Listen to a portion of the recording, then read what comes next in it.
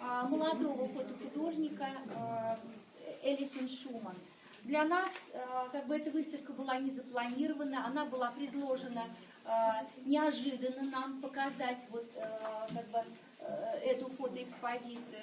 И когда мы посмотрели этот каталог и увидели, что здесь достаточно серьезная проблема понята, не проблема только, а тема интересная преподнесена фотографом, мы решили принять это предложение и показать эту экспозицию. Мои фотографии уже были фотофестиваль в Грузии. И я надеюсь, что я тоже делаю выставку в Нью-Йорке и разных местах в Америке, когда я вернусь. То есть, когда планируете в США представить этот проект? Когда? Да. Ну, я буду в России до августа, и потом вернусь домой. Да.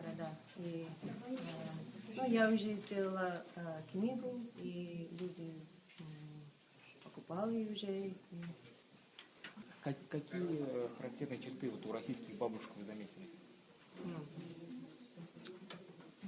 Они обычно очень спокойные, умные. И не знаю, я чувствую, как я вижу их души. Ну, они очень открыты и